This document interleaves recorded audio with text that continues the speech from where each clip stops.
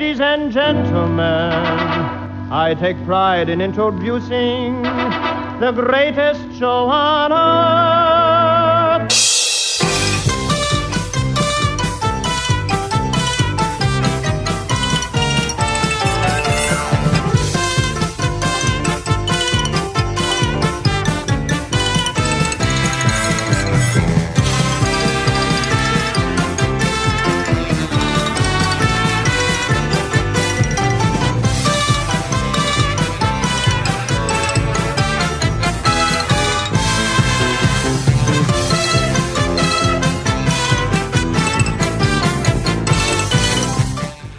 Hi, everybody. This is Scott Gordon. Welcome to the Uncle Floyd podcast number 68. I'm sitting here in my studio. It's Friday, April 10th at 2:25 in the afternoon. And I'm glad to hear that you're all out there. I can't see you, obviously. This is audio only. You guys sent in a whole bunch of good questions this week, so we're going to get to those as soon as the music is finished with. And remember, if you want to get a question in, send it to ufpodcast at sge-inc.com. That's ufpodcast at sge-inc.com. Back to the Vino Brothers Band.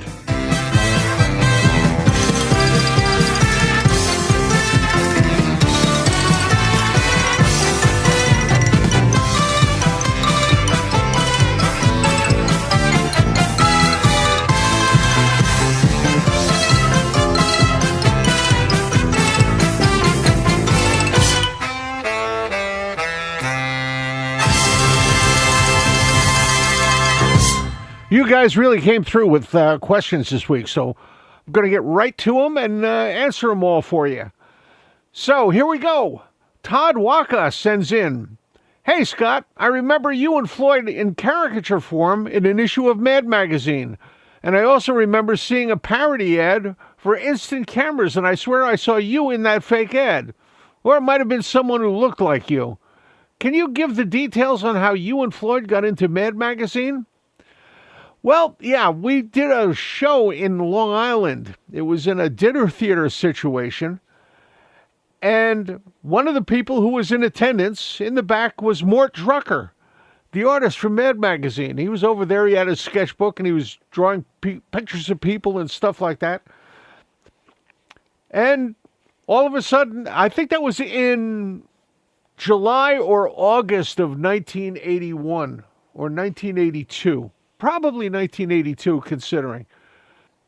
In Mad Magazine issue number 233, which came out in September of 1982, there was an article done by Mort Drucker called "Ronald Reagan, Now Appearing at the White House."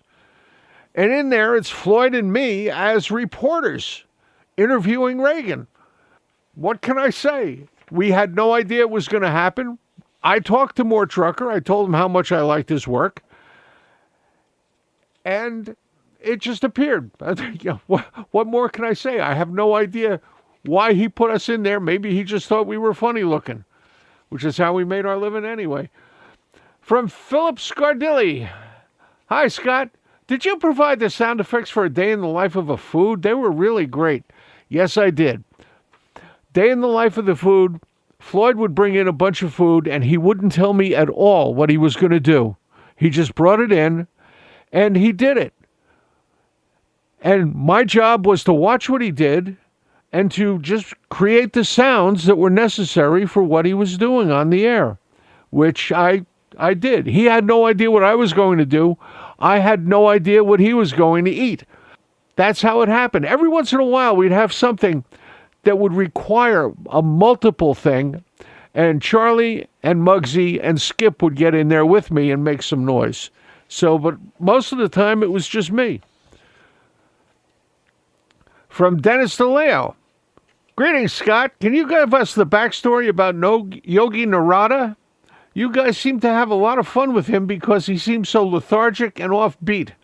Just his appearance and sloth-like character would crack me up. How did you meet him?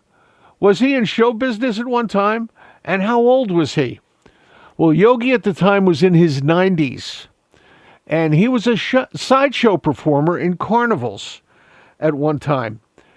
He ended up in Newark at the end of his career when he wasn't performing anymore. And he did what was known as a very bizarre act. He did physical stuff like swallowing swords and things like that. And he also did what was known as a mitt camp. A mitt camp is where you get your palm read or have tarot cards or some guy would tell you your future. That's what he did in the carnival.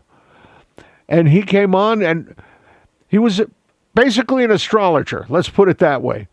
He came on, he walked into the show one day to see what was going on. He saw all the people coming in. He walked in and they tried to stop him at the door. Floyd saw him and saw how odd looking he was. He said, no, let him in, let him in, let him in. And he came in every week. Every week we were there, he was there. And he was one heck of a nice guy and a lot of fun to talk to. I wish you could have met him, Dennis. From Kevin Dillon. When the Uncle Floyd Show was syndicated in the early 80s, I was very hopeful it would be a great success. If syndication had been more successful and longer lasting, I guess it would have increased the budget of the show. How do you think greater success in syndication and bigger budget would have affected the show in the long run? Rehearsals, better production, etc. Kevin, that was one of the reasons why we got into syndication. We were very inexpensive to produce. We didn't cost all that much money. They paid us a small amount of money, but we were still appearing on Channel 68. Channel 68 literally sold us, and we had some money. They paid over $10,000 for the set. Now remember, this was 1981. $10,000 would probably be about $50,000 to $60,000 right now. It was done by Miero Fiorentino and Associates from Long Island, who were set builders. It didn't last long because of the fact that no one in the business understood it because it didn't have rehearsals and it didn't have greater production values. We thought that was one of the great positives of the show, was that it was so cheap looking. And we had fun with it because of that. We liked things falling apart. From Charlotte Quinn. Hi, Scott. My boyfriend and I were listening to the Uncle Floyd podcast number 66 or 67, not sure which it was, and heard a noise that we are very familiar with.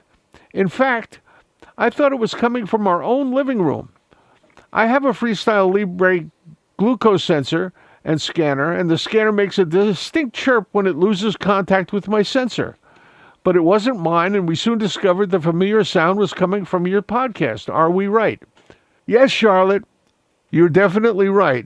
I've been a serious diabetic for almost 30 years. I've been insulin dependent for almost 25 of those 30 years. And when this became available, my doctor decided I should have one. And one of the podcasts I was doing, I hadn't had lunch, and it decided to give the low sugar cue to me. So that's what you heard. By the way, I'm a new fan of the show, the Uncle Floyd Show. I grew up in Arlington, Virginia. My boyfriend, Stephen Gallo, was from Brooklyn, New York. He showed me clips of the show, and I fell head over heels instantly in love with all of you, including the puppets, especially Oogie and Bones Boy. I would love to see more Bones Boy footage in your Stage It show, as there doesn't seem to be much of him on YouTube. Well, that's the thing. We don't like having much of this stuff on YouTube because of the fact, as a matter of fact, I don't post any Uncle Floyd Show stuff on YouTube other than the podcast and a couple of the radio show segments because of that. Floyd didn't like it, and I personally don't like it there. I do have a lot of Bones Boy stuff, but the people seem to respond to Oogie more. You ask for Bones Boy, I'll tell you what. This Tuesday, I'll have a Bones Boy. Okay? And we'll get that taken care of. Well, I had a Bones Boy a couple weeks ago, as a matter of fact. Ah, surprise, surprise, from Stephen Gallo. My favorite episodes were always my favorite band the Ramones were on. A great clip last week. Thank you. I was wondering if you have a particular memory involving the Ramones coming in that stands out with you. Okay. All right, I'll tell a very interesting story. Before the trouble between Joey and Johnny. They were great friends. And Joey found out that I was working at Ken's Magic Shop, and he said, "Hey, I've got an idea I want to give to Johnny for his birthday. He loves masks. He collects horror masks and TV masks and things like that. And there's one he wants that isn't in his collection. Do you know of any place where you can get a Star Trek salt vampire mask?" That's a green thing with a round mouth. They were in a specific episode of Star Trek. Don Post Studios made them. We happen to have one at Ken's. I said, "Joey, I got it for you." He said, "Great. Can you bring it into the city?" We were having this talk over the phone. And I said, "Sure, I'll be glad to bring it in. I'll be glad to bring it in. When do you want me to bring it in?" He said, "Well, there's a big fight on TV that Johnny's going to come over and we're going to watch it on pay-per-view. If you bring it over, we'll get pizza and watch the fight and have a great time. Bring your wife." I said, "Okay, sure, glad to." I got the mask. I brought it over, walked in, got there early. Joey and his girlfriend were there. It was Joey's apartment. It was on the 10th floor. And I showed him the mask. He said, "Great." He took it. He wrapped it up, got it all ready for Johnny to come in. Diane and I were there. Johnny comes in with his girlfriend. And they walk in, gives him the mask, and it's all happiness about the mask. There's great stuff going on.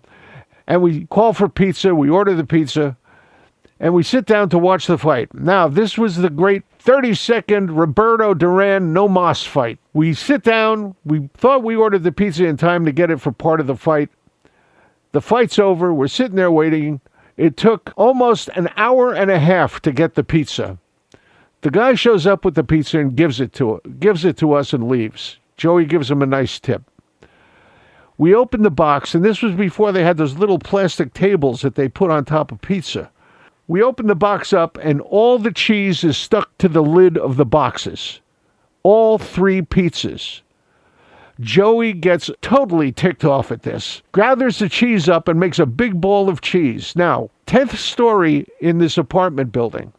Joey hangs out the window with Johnny holding one foot, me holding the other foot, with this ball of gooey, crusty, ugly cheese in his hand.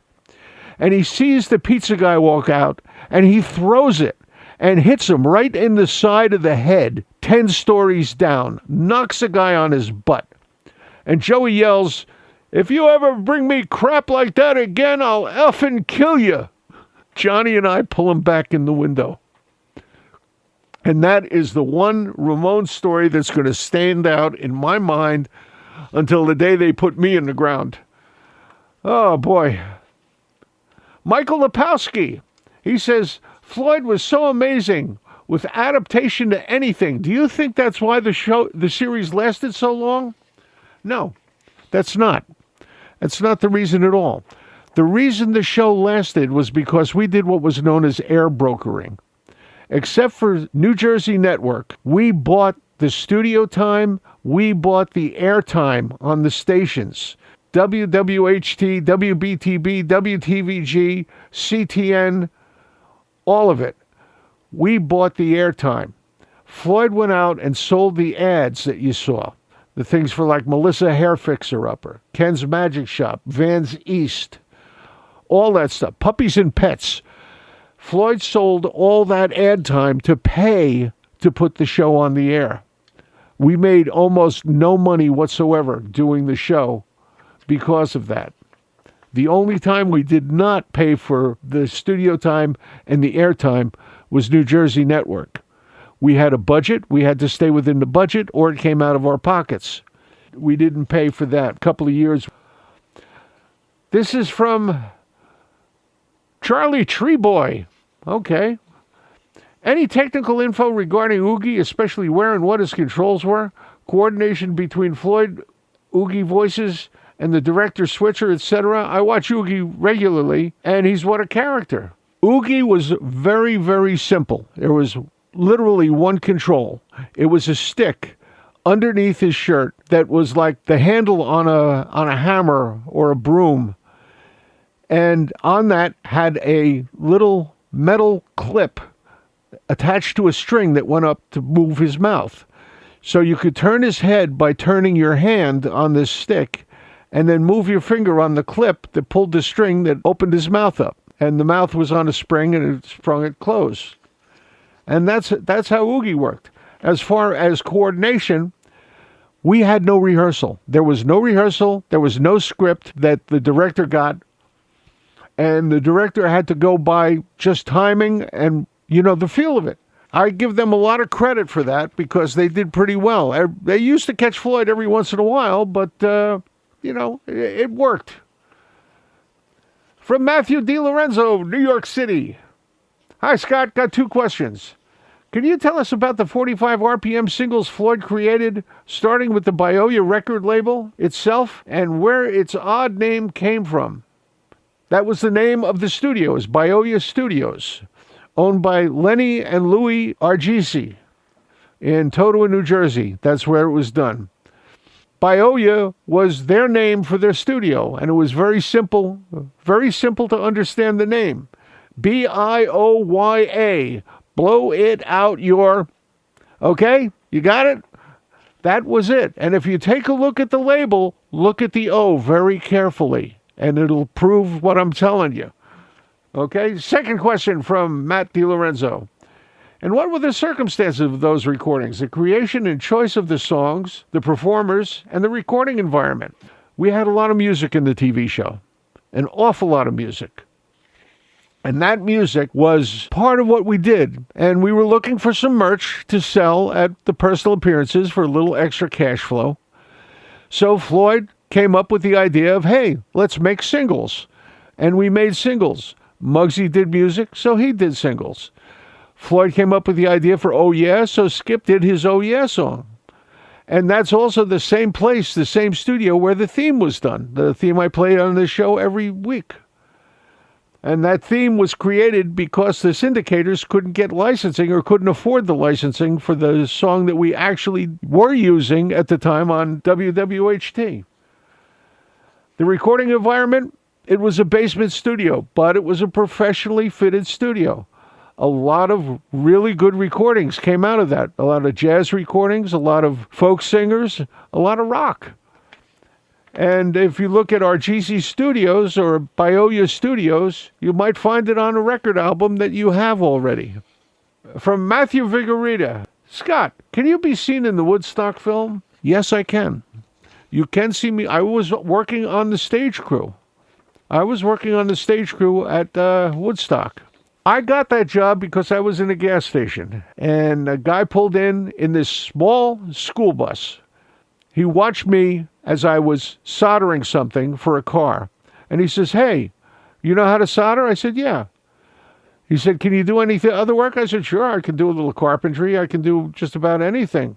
And I explained to him that I hang around with Les Paul, and I worked in his studio, and he taught me a bunch of stuff. The guy says, what are you doing this weekend? I said, well, nothing much. I really don't have anything to do. He says, well, can you take a week off and work on a show? I said, yeah, sure, I can work on a show. I'll work on a show with you. I said, what do I have to do? He says, meet me back here in 3 hours, bring a couple of changes of clothes and whatever tools you want to bring to solder. I'll take you up. We're going to do the Woodstock thing. Oh, I said, Woodstock, I heard of that. He says, yeah, we're putting together the stage and everything. So in the beginning of the film, I'm one of the guys carrying the circular stage into place. And that's where you can see me. And strangely enough, if you listen to one of the announcements made from the stage, it says, you can hear the announcer say, Muggsy to the pink and white tent. Muggsy to the pink and white tent. Guess who that was before I had ever met him? Now we've got one from Phil Pagliaro of West Caldwell, New Jersey. Hi, Scott. I really enjoyed hearing your gypsy jazz-styled instrumental recording, which showcased your guitar skills. It sounded great, and I'd love to hear more. What type of recording method do you utilize? And are you using a digital audio workstation, such as Logic Pro, or an analog multi-track tape format? And how many tracks? Well, Phil, as a matter of fact, I am. I'm using a DAW. I'm using a digital workstation. And before we get into a discussion of how I'm doing it, why don't we play one? Thank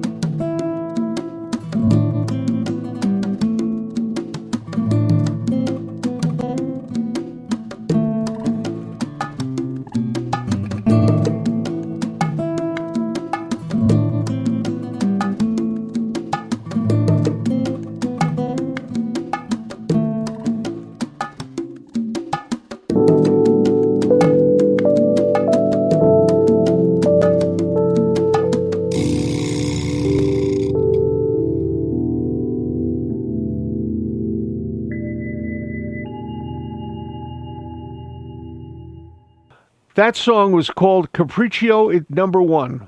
Capriccio Number One. And I was just experimenting with some sound effects, blending it with music, and a nice beat that I'd come up with. And I wanted to make something that sounded interesting. So that was done on, let's see, I have to think back because that was quite a few years ago. That was done on Vegas, Sony Vegas, which is a multi-track recording platform. And a lot of this stuff was done through a synthesizer, sequencer, sampler. I just put it together. I worked on it. I had the beat first, and everything else was added around it. I put the birds in and all that. And it was just an experiment, just an experiment for my own amusement and edification. And it was done on, I think, about 7 tracks. The recording I played last week of me singing, that was done on a 4-track machine with tracks bounced back and forth. That was done analog. I do have analog in my studio. I have 8-track. It's a Fostex machine. I have 2 Fostex reel-to-reel machines. And I can do analog if I want to. And we've got from Susie Tannenbaum. At the end of last week's podcast, you played Floyd singing Susan, Susan sitting in a Chevrolet. Such a funny song. That one, along with She Has Freckles on Her Butt, She Is Nice, were among the highlights of Floyd's live shows. For some reason, I always assumed he borrowed them, maybe from Benny Bell, because they reminded me of shaving cream. Last week, it hit me that Floyd must have written them himself. No, he did not, Susie. He did not write those songs. Okay? Believe it or not, Susan, Susan was written by Freddie Cannon. Freddie Cannon did that. And Freckles was done by Larry Vincent in the 1940s. It was the writer. Larry Vincent. And a lot of people recorded that. It was on several 78s, several of them. I also noticed that you've been ending the podcast with really clear quality recordings of Floyd singing different songs. Are these mainly from the album, which I don't have, or from 45s, or were they recorded in a studio at some other time? Susie, let me give a couple of announcements, and then we'll talk about that. All right, for those of you who don't know about it, I think most of you do, every Tuesday night at 8, we have a date. We show clips of the Uncle Floyd Show from the 70s through the 90s. And syndication stuff and a lot of the things we're talking about here. And I'll have a Bones Boy in it this week. You can join us there at theunclefloydshow.tv. theunclefloydshow.tv. It's every Tuesday night at 8 p.m. Eastern Time. That's when it's on. It's not archived. It's not on YouTube because Floyd didn't like YouTube, and I'm honoring his wishes. Okay? And if you want to get a question into us here, you get it to ufpodcast at sge-inc.com. ufpodcast at sge-inc.com. Email it right now, right when we're finished, and I will get to it next week and be glad to answer your questions. It can be on anything. It can be on technical things like we were talking about with broadcast and TV and recording and any kind of theatrical. My business, Scott Gordon Enterprises, is basically a consulting business for theatrical technology, entertainment technology. So that's it. Now, Floyd always said, and he closed every one of the shows that we did, the podcast, this podcast, or the live stream on Tuesday, this was the Uncle Floyd Show, by telling you that he is extremely, extremely honored by the fact that you guys remember and come back and ask questions and have fun. And it does good for this show. We love to do things for you. That's what we do. We want to make you smile. We want to make you have a good time. That's what it's all about. That's what it is. And the most important thing to any show is you, the audience. Without you, this would not exist.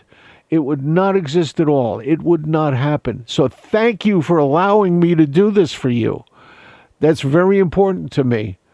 It keeps me going. And it kept Floyd going at the end portion of his life when he couldn't go out and perform in front of you. This is the kind of thing that kept him going. And it's my honor to be able to keep doing it. Now, Susie, in answer to your question, the songs that I've been playing is from a thing that Floyd did at one time. Let's see, I don't know exactly the years it was done, but he used to make special recordings for people.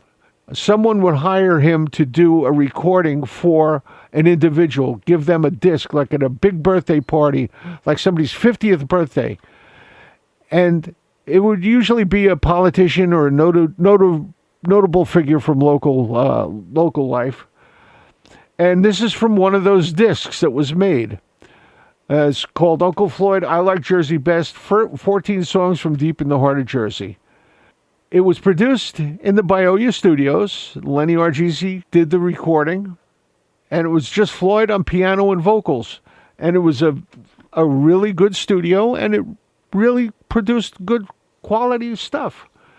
So, Susie, since you asked, and since you mentioned Benny Bell, I figured the best song to go out with this week with Floyd is this.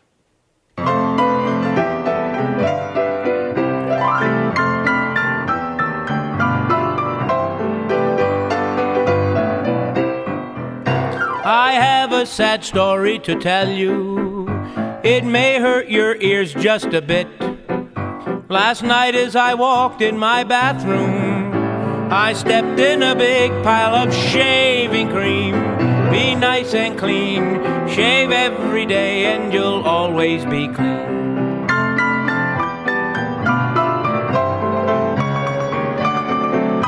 Our baby was eating some peaches. We thought that she swallowed a pit. The next morning we looked in her diaper, but the darn thing was loaded with shaving cream. Be nice and clean, shave every day and you'll always be clean.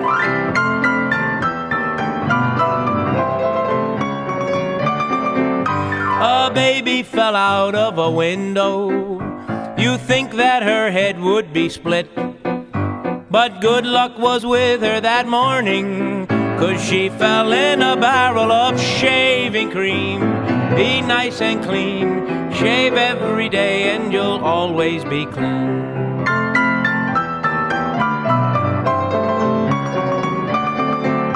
An old lady died in her bathtub. She died from a terrible fit. In order to fulfill her wishes, she was buried in 6 feet of shaving cream. Be nice and clean, shave every day and you'll always be clean.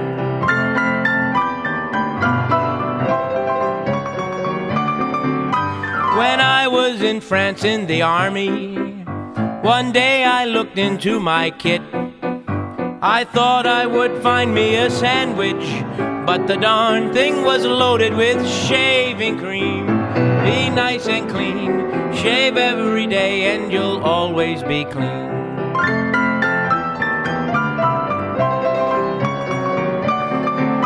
And now folks, my story has ended. I think it is time I should quit. If any of you were offended, stick your head in a bucket of shaving cream. Be nice and clean, shave every day and you'll always be clean.